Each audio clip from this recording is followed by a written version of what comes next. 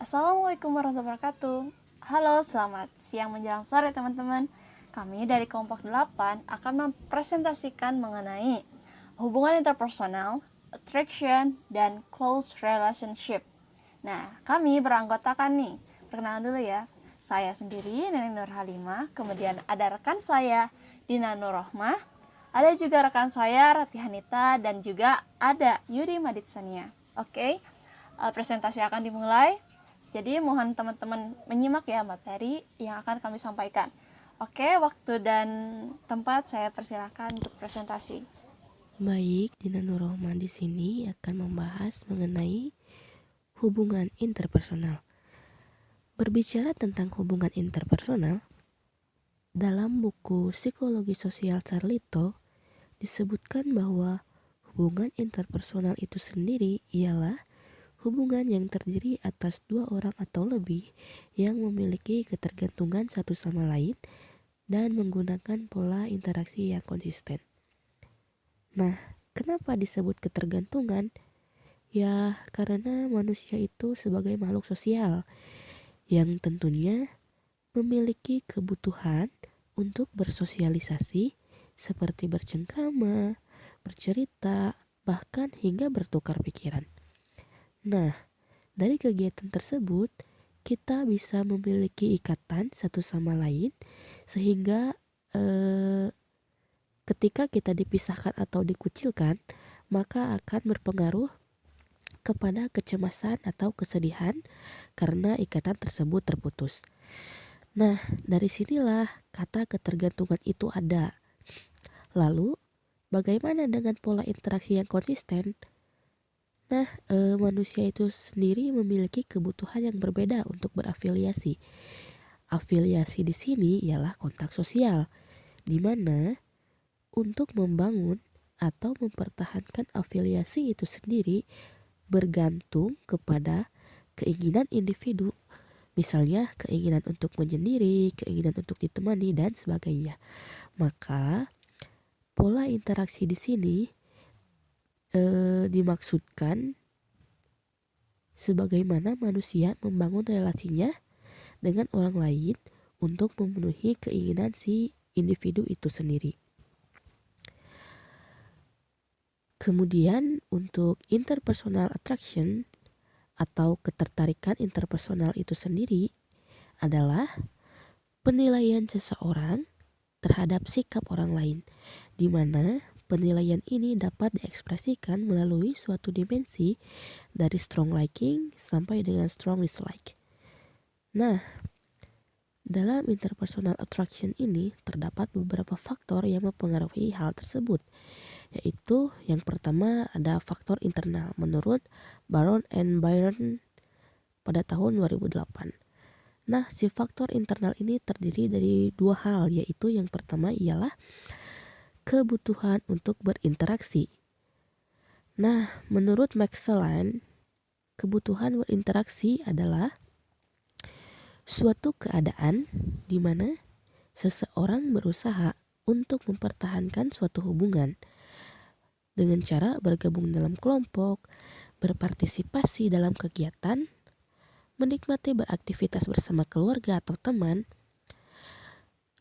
bahkan menunjukkan perilaku saling bekerja sama hingga saling mendukung atau konformitas. Kemudian yang kedua ialah pengaruh perasaan.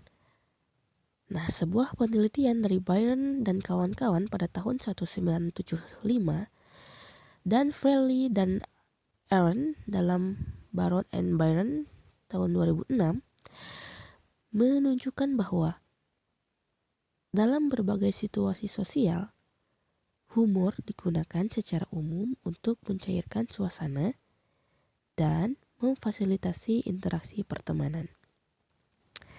Nah, dari kedua faktor tersebut, orang itu membutuhkan orang lain untuk merayakan, berbagi cerita, bersimpati, diajak berbicara, bahkan hingga belajar. Akan tetapi, ada beberapa orang yang sangat pemalu, yang canggung secara sosial, dan juga terhambat dalam sosialisasi dan enggan untuk mendekati orang lain. Hal tersebut dikemukakan oleh Brah et al. Pada tahun 1989 dalam Land tahun 2007. Biasanya, orang yang pemalu merasa sulit untuk mendekati orang asing atau sekedar berbasa-basi ataupun mentelepon seseorang untuk kencan, berpartisipasi dalam kelompok kecil, atau bergaul di keramaian. Nah, dari hal tersebut bisa muncullah kesendirian, yaitu keadaan emosi yang menyedihkan dan menyayat hati. Menjadi kesepian itu berarti merasa kehilangan koneksi sosial manusia. Hal tersebut dikemukakan oleh Kakiopo dan Patrick pada tahun 2008. Nah, lalu bagaimana cara kita untuk mengatasi kesendirian ini? Ya, salah satu caranya dengan berinteraksi dengan orang lain. Karena dengan cara tersebut kita mampu mendapatkan motivasi untuk diri kita supaya kehidupan ini menjadi lebih hidup. Nah, merasa memiliki keluarga dan teman yang interaksinya terjalin dengan baik itu bisa memberi kita banyak motivasi yang positif. Lalu, untuk mempertahankan interaksi dengan orang lain juga bisa dipengaruhi oleh perasaan kita sendiri. Maka dari itu, sebisa mungkin kita tidak melibatkan perasaan itu terlalu dalam karena malah bisa menjadi bumerang buat kita sendiri. Kemudian, di sini ada faktor yang kedua, ialah faktor eksternal. Faktor eksternal itu terdiri dari dua hal, yaitu kedekatan. Menurut Baron and Byron pada tahun 2008 menjelaskan bahwa kedekatan secara fisik antara dua orang yang tinggal dalam satu lingkungan yang sama seperti di kantor dan di kelas menunjukkan bahwa semakin dekat jarak geografis di antara mereka, maka semakin besar kemungkinan untuk dua orang tersebut saling bertemu. Nah, si pertemuan tersebut menghasilkan penilaian positif satu sama lain, sehingga timbul ketertarikan di antara mereka. Kemudian yang kedua ialah darat. Oh shit.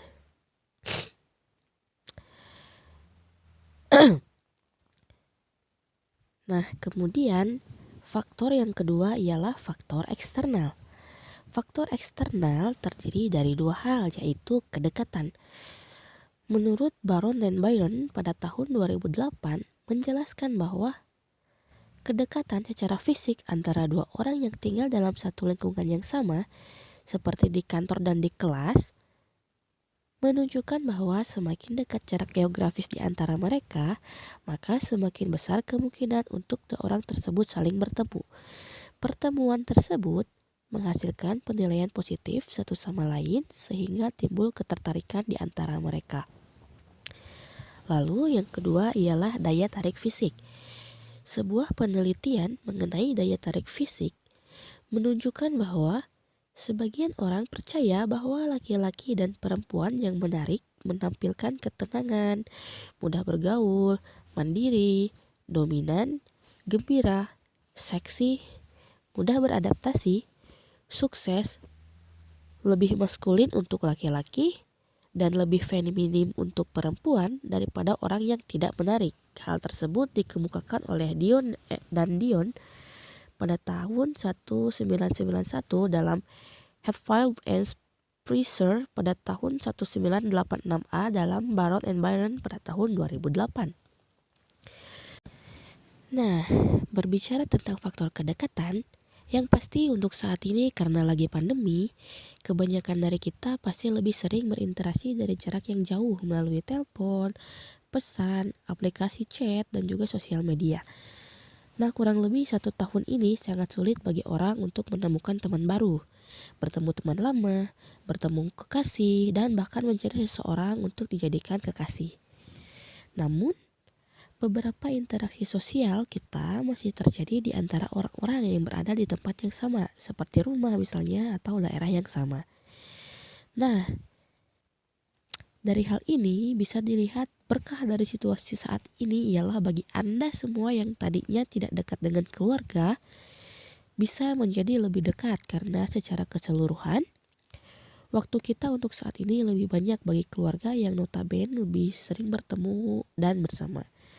Namun tidak semua kedekatan bisa memicu ketertarikan, tetapi mungkin ke lebih peningkatan frekuensi kontak yang terjadi yang mampu memberi atau menghasilkan sebuah keakraban. Lalu, berbicara mengenai daya tarik fisik. Sejauh ini, apa sih yang kalian harapkan dari seorang teman atau bahkan pasangan atau mungkin lebih tepatnya pacar ya? Harapan tersebut berupa kebaikankah, humorkah, atau mungkin sifat romantisnya, atau bahkan penampilannya kah? Nah, sejauh ini apa sih yang kalian harapkan dari hal-hal tersebut? Dulu, waktu kita masih kecil pernah meyakini bahwa kecantikan dipengaruhi warna kulit atau bentuk fisik dan hal-hal yang lain. Namun, pendapat tersebut semakin bertambahnya zaman semakin terpatahkan dan muncullah istilah jangan menilai seseorang hanya dari covernya saja. Justru sekarang yang lebih penting itu adalah persona yang dimiliki oleh individu itu sendiri. Lalu di sini ada yang ketiga, faktor interaksi. Terdiri dari dua hal juga. Yang pertama ialah persamaan perbedaan. Nah, Miller dan Perlman pada tahun 2009 mengemukakan bahwa sangat menyenangkan ketika kita menemukan orang yang mirip dengan kita dan saling berbagi asal-usul, minat, dan pengalaman yang sama. Sebuah penelitian menunjukkan bahwa pasangan suami istri yang memiliki kepribadian yang hampir sama akan memiliki pernikahan yang lebih bahagia daripada pasangan suami istri yang memiliki kepribadian berbeda. Menurut Count pada tahun 2006. Lalu yang kedua ialah reciprocal liking. Secara umum, kita menyukai orang yang juga menyukai kita dan tidak menyukai orang yang juga tidak menyukai kita. Dengan kata lain, kita memberikan kembali atau reciprocate perasaan yang diberikan orang lain kepada kita, menurut Dwyer pada tahun 2000. Nah, berbicara mengenai persamaan dan perbedaan, belakangan ini aplikasi dating apps menjadi lebih booming. Banyak pasangan yang berhasil atau terciptakan karena dating apps tersebut. Nah, berbicara mengenai dating apps,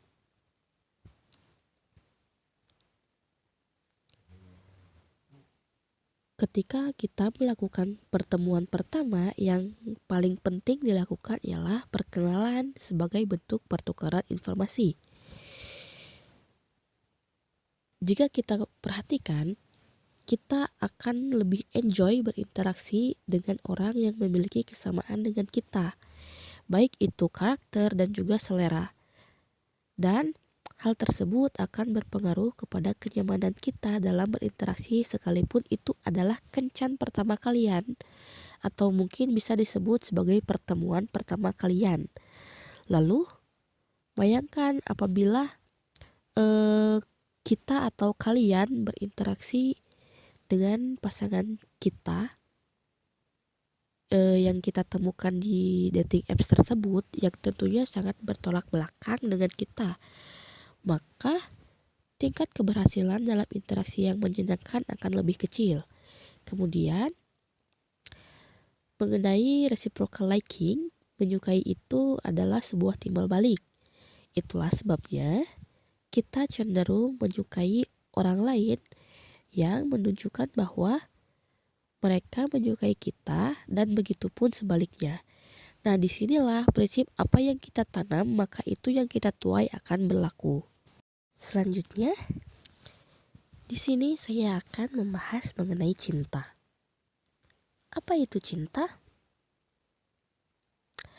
Menurut Izzard, dalam Strongman 1998, cinta dapat mendatangkan segala jenis emosi, baik yang menyenangkan maupun yang menyakitkan.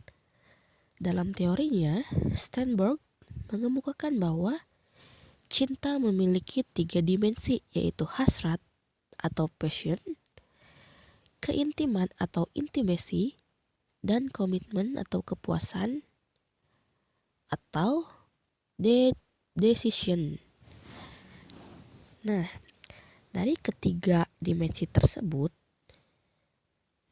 dapat diartikan bahwa hasrat ini menekankan pada intensnya perasaan serta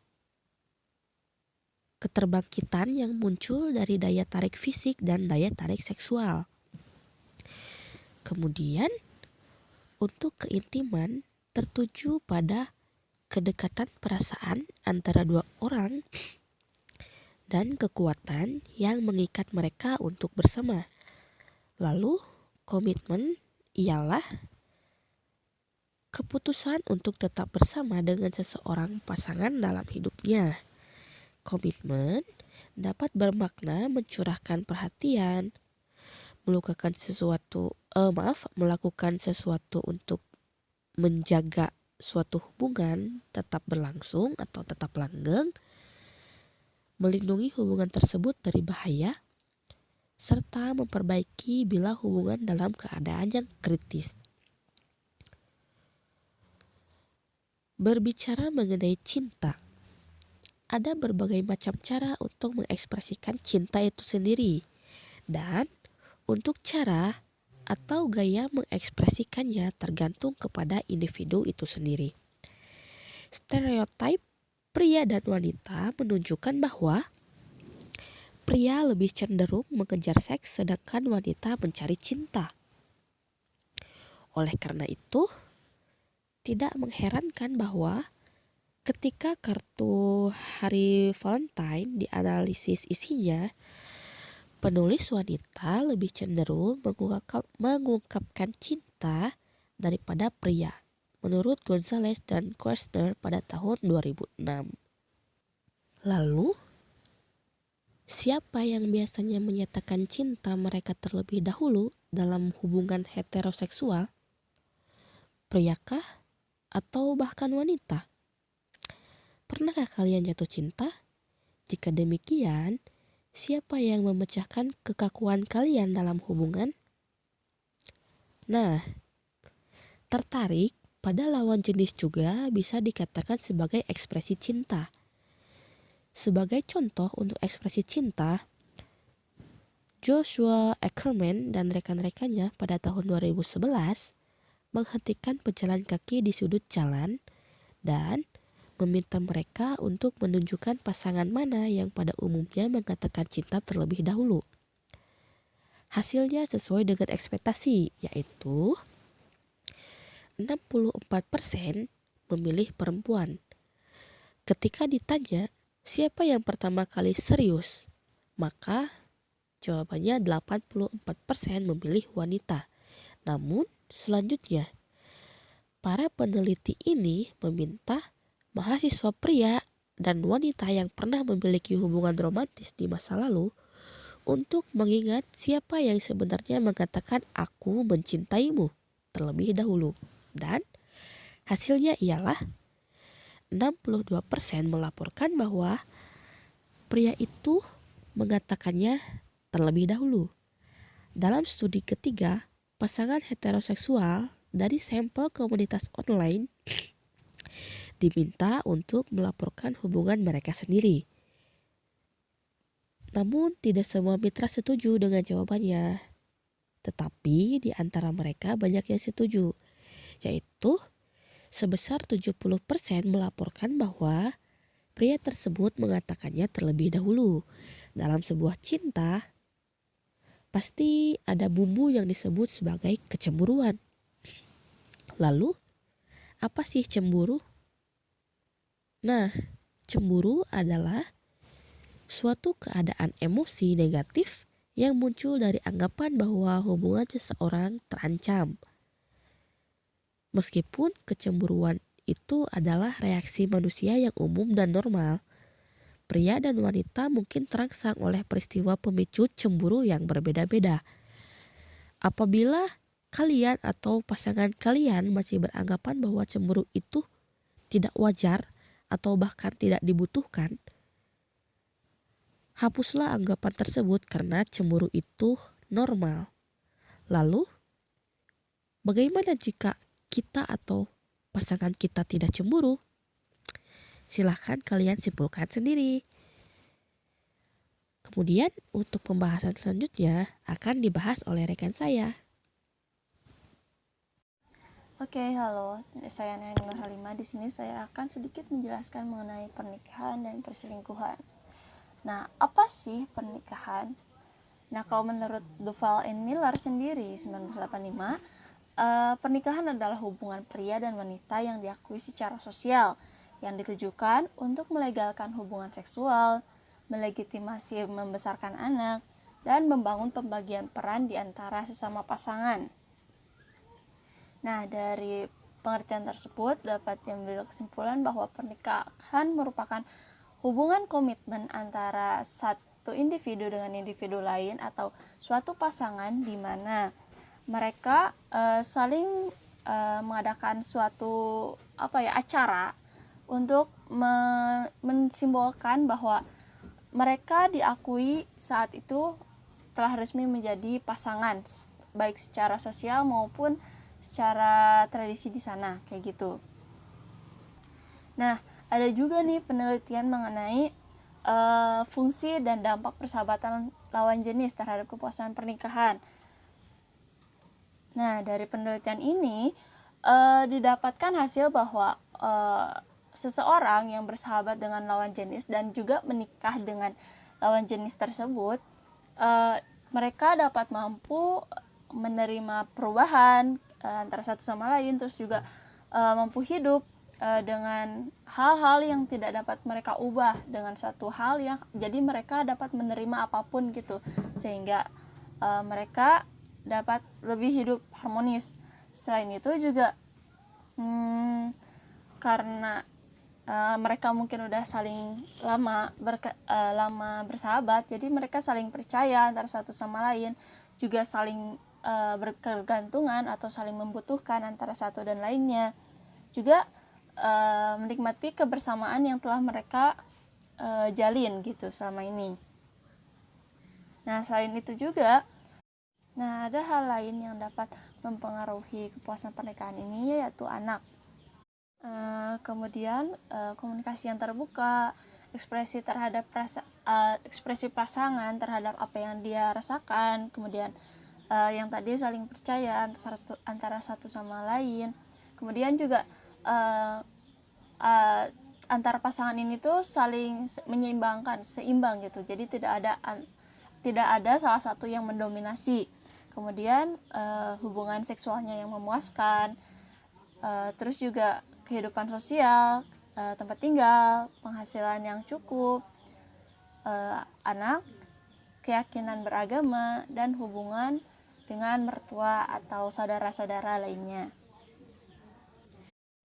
Nah, kemudian perselingkuhan nih. Apa sih perselingkuhan? Nah, kalau menurut Vaughan sendiri, 2003, perselingkuhan adalah keterlibatan seksual dengan orang lain yang bukan merupakan pasangan primernya. Nah, dari penelitian tersebut dapat diambil kesimpulan bahwa perselingkuhan merupakan suatu hubungan antara satu individu dengan individu lain, di mana individu tersebut tuh bukan pasangan sesungguhnya individu ini gitu. Jadi si individu ini menjalin hubungan dengan orang lain di belakang, sementara dia sebenarnya sudah mempunyai hubungan dengan pasangan yang sesungguhnya gitu, tapi dia menjalin lagi hubungan dengan orang lain. Jadi itu yang dinamakan perselingkuhan kayak gitu. Nah, kenapa sih orang berselingkuh? Apa sih yang menyebabkan seseorang selingkuh? Atau kenapa sih pacar saya selingkuh misalnya? Kenapa sih suami dia selingkuh? Nah, ini ada beberapa alasan mengapa seseorang melakukan perselingkuhan. Nah, ada yang namanya variasi seksual, kemudian untuk kesenangan, terus juga companionship dengan wanita lain, kemudian kepuasan akan tantangan, lalu merasa tertarik nih kepada wanita yang lebih muda atau lebih menarik dari pasangannya, terus juga memanfaatkan kesempatan yang ada, karena ada kesempatan jadi dia menghajar untuk berselingkuh kayak gitu. Kemudian keinginan untuk melanggar sesuatu yang dilarang. Kemudian lalu ada kebosanan dengan pasangan, baik secara pernikahan maupun ketika lagi menjadi sepasang kekasih. Kemudian pasangan yang tidak lagi menarik secara fisik. Lalu dan juga ada untuk mendapatkan pengalaman romantis lainnya kayak gitu. Sedangkan nih ada menurut TN 1998. Nah, alasan yang sering nih digunakan untuk melakukan perselingkuhan adalah ketika pernikahan nih, adalah sebagai pelarian karena pernikahannya tidak bahagia atau untuk mendapatkan cinta kayak gitu. Nah, selain itu juga perbedaan kelas sosial, agama, dan kebiasaan ini tuh juga bisa jadi alasan untuk seseorang melakukan perselingkuhan kayak gitu. Dan juga ada hal lain yang dapat mempengaruhi seseorang melakukan perselingkuhan, yaitu ketidaksiapan dalam menerima perbedaan atau keunikan satu sama lain, sehingga ia karena belum siap, jadi ia mencari pelarian untuk melakukan perselingkuhan kayak gitu. Sekian pemaparan presentasi dari saya. Terima kasih. Saya Ratih, di sini akan menjelaskan mengenai bagaimana proses ketertarikan. Nah, proses ketertarikan itu terjadi dengan 3 tahapan. Yang pertama ada daya tarik fisik. Beberapa peneliti percaya bahwa wajah tertentu secara inheren lebih menarik secara rata-rata daripada yang lain. Dion et al. 1972 mengatakan bahwa orang yang dipandang menarik secara fisik memiliki keuntungan sosial. Karena bias terhadap kecantikan, terhadap individu cenderung mengasosiasikan daya tarik fisik dengan kualitas lain yang diinginkan. Sebuah asumsi yang dikenal sebagai stereotip apa itu indah, apa itu baik. Jadi tidak mengherankan bahwa seseorang yang memiliki wajah menarik itu, mereka lebih populer, lebih terampil secara sosial, lebih berpengalaman secara seksual, dan lebih mungkin menarik pasangan.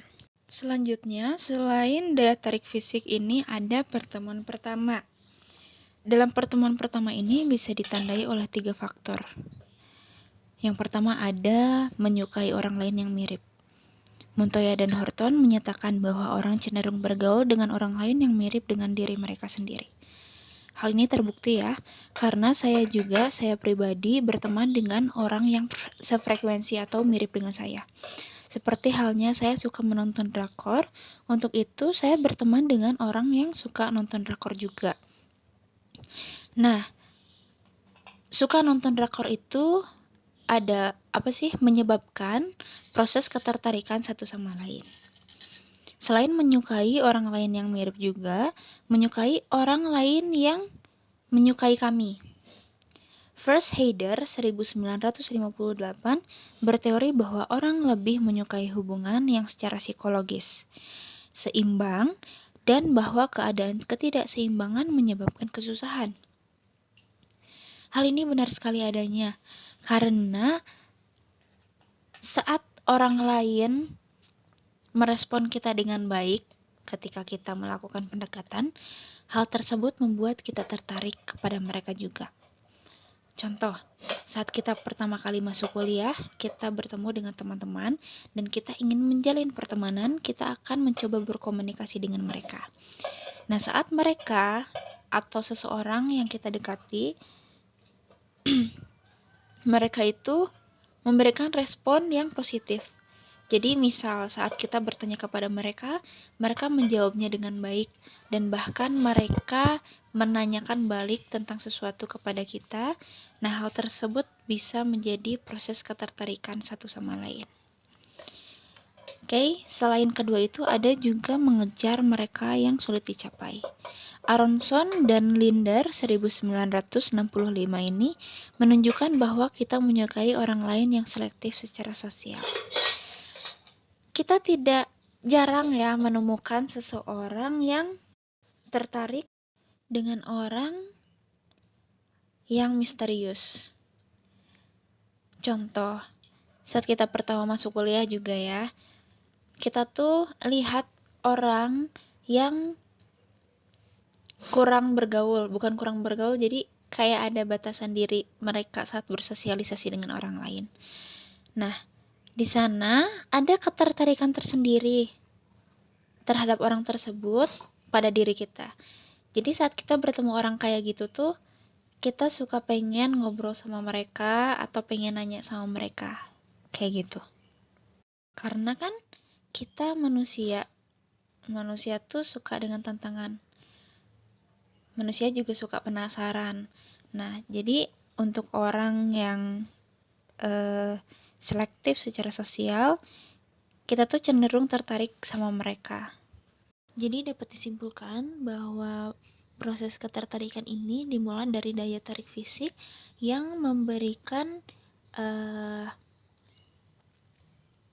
kesan pertama bagi seseorang untuk pada akhirnya memilih pasangan. Dan dalam proses ketertarikan ini terjadi secara kompleks sehingga harus sangat-sangat diperhatikan pada saat pemilihan pasangan, karena itu akan menentukan bagaimana kita akan melanjutkan hidup ke depannya. Selain daya tarik fisik dan pertemuan pertama, ada juga pilihan pasangan. Nah, pilihan pasangan ini terbagi menjadi beberapa poin juga. Yang pertama ada preferensi seleksi pasangan. Menurut Bass, perempuan harus sangat selektif karena secara biologis mereka dibatasi dalam jumlah anak yang dapat mereka lahirkan dan besarkan seumur hidup. Yang dimaksud oleh Bass ini adalah ketika wanita selektif terhadap pasangannya, seperti halnya wanita memilih pasangan yang mapan, mereka dapat melahirkan jumlah anak dan membesarkan anak tersebut lebih baik dibandingkan dengan saat mereka menikah dengan pria yang biasa saja atau bisa dibilang perekonomiannya kurang. Selanjutnya ada konsumsi yang mencolok. Yang dimaksud ini adalah baik pria ataupun wanita, mereka akan tertarik dan menarik satu sama lain dengan kemampuannya masing-masing. Seperti halnya jika wanita tertarik pada sesuatu yang sehat, seperti mereka tertarik kepada pria yang sehat, maka masuk akal saat pria menunjukkan kesehatannya kepada perempuan, seperti halnya mereka menunjukkan otot-otot mereka ataupun kekuatan yang mereka miliki. Selanjutnya ada ekspresi cinta yang dikemukakan oleh Gonzalez dan Koestner 2006. Yang berbunyi, ekspresi cinta adalah akal sehat mempersenjatai Anda untuk memprediksi perbedaan pria wanita yang ditemukan dalam penelitian tentang evolusi hasrat. Tidak heran bahwa ketika kartu hari Valentine dianalisis, isinya penulis wanita lebih cenderung mengungkapkan cinta daripada pria. Nah, jadi dapat disimpulkan bahwa dalam ekspresi cinta ini, perempuan lebih mengekspresikannya daripada pria, karena mereka cenderung mengungkapkan isi hatinya, perasaannya kepada lawan jenisnya. Selanjutnya ada kecemburuan. Nah, di sini kecemburuan itu merupakan reaksi manusia yang umum dan normal ya, dimiliki pria dan wanita yang hal tersebut mungkin akan terjadi oleh peristiwa pemicu yang berbeda-beda. Selanjutnya ada perspektif sosiokultural, di mana perspektif ini biasanya berbentuk argumen yang kurang baik atau kurang berkenan. Salah satu contohnya adalah argumen umum yang menyatakan kalau wanita itu menukar masa muda dan kecantikan dengan uang bukan untuk tujuan reproduksi, melainkan karena mereka sering kekurangan langsung akses ke kekuatan ekonomi. Nah, baik, selanjutnya setelah bagaimana proses ketertarikan, ada hubungan dekat. Nah, hubungan dekat ini memiliki banyak komponen, namun psikolog sosial telah memusatkan penelitian mereka kepada teman, pasangan kencan, kekasih, dan pasangan menikah. Yang dimana hubungan dekat atau hubungan intim ini melibatkan 3 komponen dasar, yaitu 1. Perasaan ketertarikan, kasih sayang, dan cinta. Yang kedua, pemenuhan kebutuhan psikologis. Dan yang ketiga adalah saling ketergantungan antara mitra yang masing-masing memiliki pengaruh berarti terhadap pasangannya. Mari kita analogikan ketiga komponen dasar tersebut.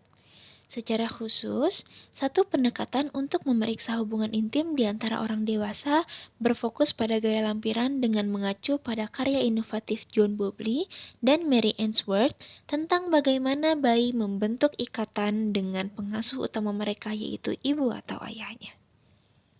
Individu yang terikat secara aman akan cenderung memiliki hubungan romantis yang paling bertahan lama dengan 3 jenis keterikatan tersebut. Mereka mengalami tingkat komitmen tertinggi terhadap hubungan serta tingkat kepuasan tertinggi dengan hubungan mereka.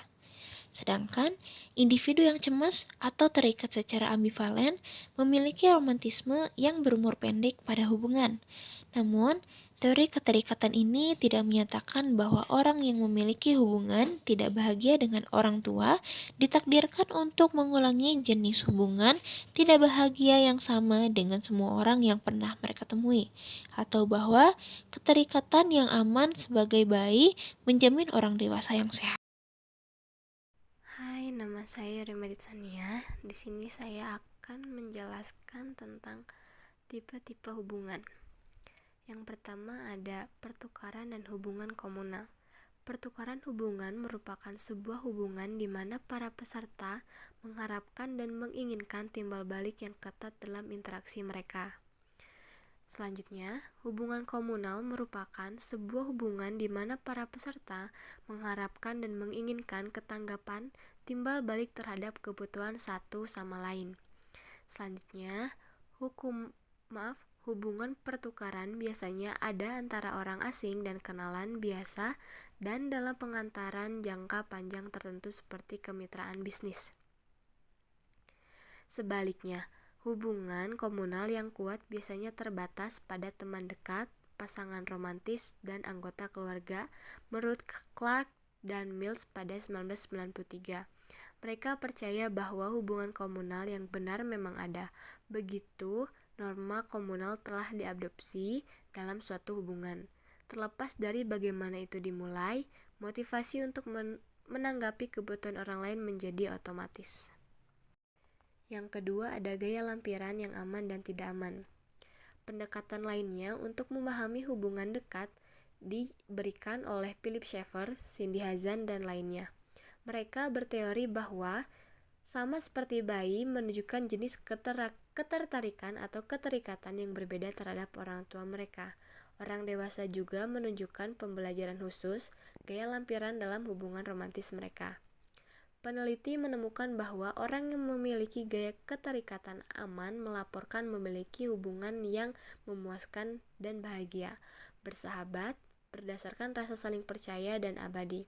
Secara kognitif, mereka melihat orang sebagai orang yang baik hati dan mereka percaya pada cinta romantis. Sebaliknya juga, Kekasih yang menghindar atau takut akan keintiman dan percaya bahwa cinta romantis pasti akan pudar dan menghilang. Dan kekasih yang gelisah, kehidupan cinta yang penuh dengan pasang surut emosional, keasikan obsesif, kemauan yang lebih besar daripada yang lain untuk membuat komitmen jangka panjang, dan keterikatan bahkan kecemburuan seksual yang ekstrim. Penelitian juga menunjukkan bahwa orang dapat terus merevisi gaya keterikatan mereka sebagai respon terhadap pengalaman hubungan yang baru. Selanjutnya menurut Sternberg, ada 8 subtype dasar cinta atau 7 bentuk berbeda dan kombinasi ke-8 yang menghasilkan ketiadaan cinta. Dan semuanya dapat diturunkan dari ada atau tidak adanya 3 komponen. Komponen dan contoh item yang digunakan adalah sebagai berikut. Yang pertama ada keintiman. Komponen emosional yang melibatkan rasa suka dan perasaan dekat. Yang kedua ada gairah, komponen motivasi yang berisi dorongan yang memicu ketertarikan romansa dan juga hasrat seksual. Yang ketiga ada komitmen, komponen kognitif yang mencerminkan keputusan untuk membentuk komitmen jangka panjang kepada pasangan yang dicintainya. Nah, itulah pemaparan dari kami. Mohon maaf apabila ada banyak kekurangan. Apabila ada yang mau bertanya atau masih bingung, boleh saya persilakan untuk bertanya. Terima kasih.